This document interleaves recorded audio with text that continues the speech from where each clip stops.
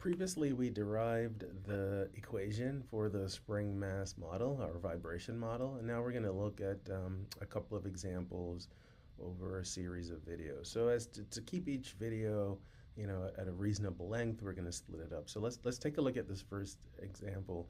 I have the text here, so let's read through it and see what we can come up with. So it says a mass weighing 8 pounds, so that's our weight, stretches a spring 2 feet. Okay. And then it says, assuming that a damping force numerically equal to 2 times the instantaneous velocity.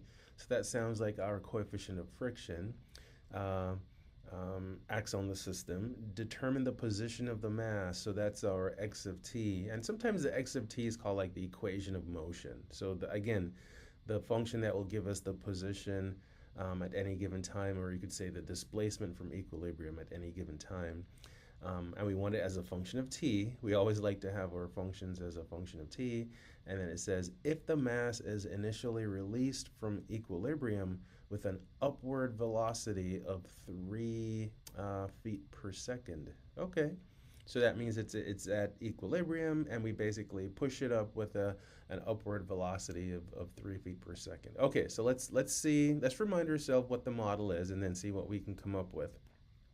So our spring mass model, so it's our m times the acceleration of the object plus beta times the velocity of the object plus k times the displacement of the object is equal to f of t, our external force. All right. So in this case, there is no mention of an external force. So right away, we can say that f of t is identically equal to 0 pounds, right? So no external force. So that's good. That makes our equation homogeneous. We like that. The second sentence tells us that our beta, our coefficient of friction, is 2, because it says the damping force, damping and resistive force, frictional force, all mean the same thing. It says it's equal to 2 times the instantaneous velocity.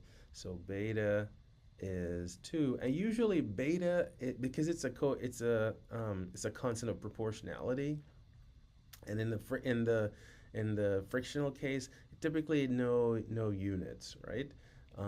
Yeah, so beta is 2, but we don't know m and we don't know k, at least not initially or not explicitly. So let's see if we can figure out k and m. Well, I think the first sentence, it tells us that when 8 pounds of force is applied to the spring, you can stretch, or 8 pounds of force is required to stretch the spring 2 feet.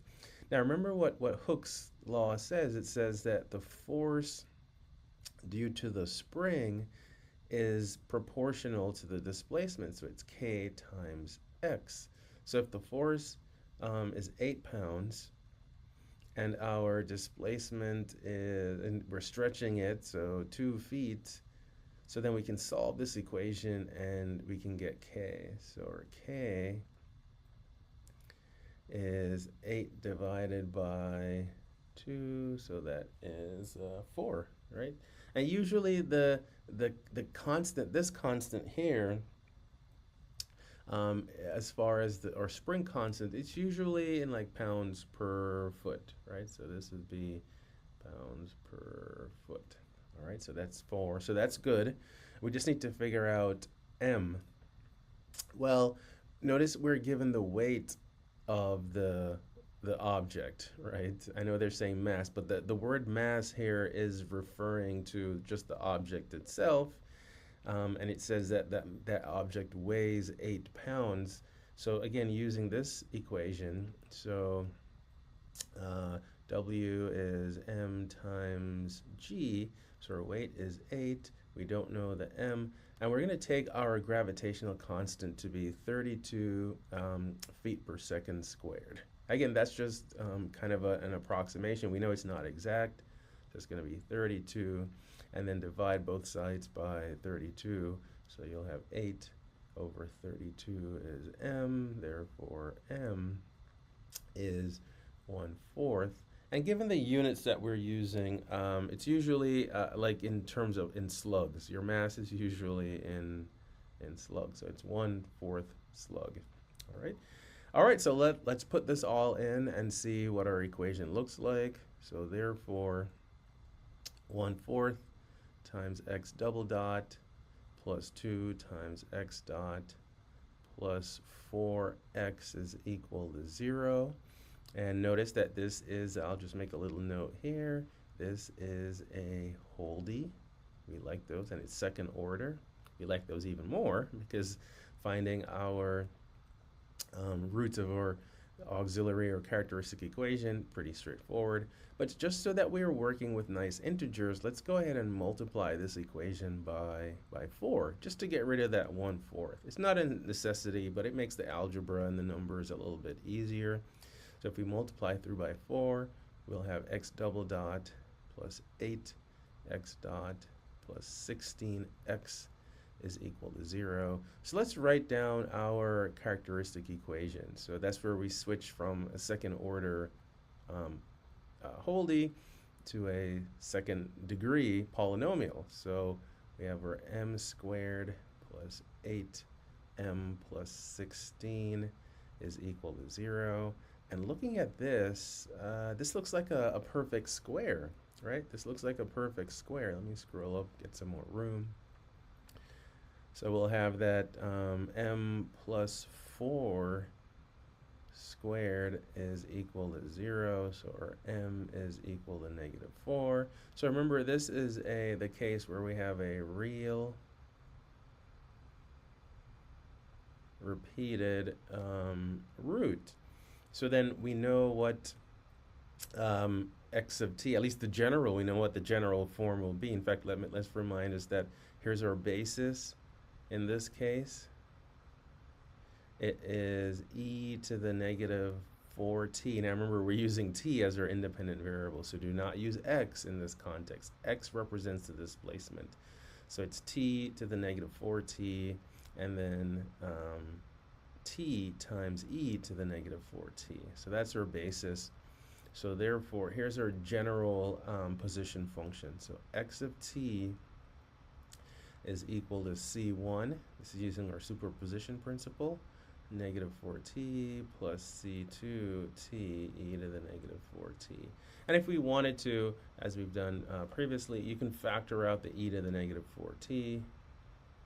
And then that leaves the expression c1, oh, let's fix this, so c1 plus c2t. And the units for this would be feet, right? Because again, we're measuring things, our distances here is in feet. All right, so that's our general position function. Now, let's go back up to the equation to see, because there's some information that we haven't used yet. We haven't used this part where it says that the object or the mass is initially released from the equilibrium position, and initially we know what initially, that's t equals 0, right, initial time. So from equilibrium position and with an upward velocity of 3 feet per second.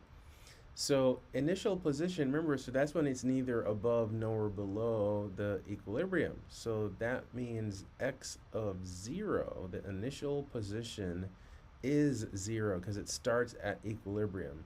It's not like we pull it down and then release it, or push it up and release it, right? It's in equilibrium, and then we give it this initial velocity of 3, an upward velocity of 3 feet per second. So remember, we're taking up, when something is above equilibrium, our x of t is going to be negative. So to have an upward velocity, it's x prime, that's our velocity, evaluated at 0 would have to be equal to -3. Right, let me put the units here so you can see it. Right? So these are the conditions now that we can utilize to solve for C1 and C2. So let's go back down and finish this up. So let's write down the conditions that we're using. So when t is equal to 0, x of t is equal to 0, and then when t is equal to 0, x prime of t is equal to negative 3. Again, negative because it's upward.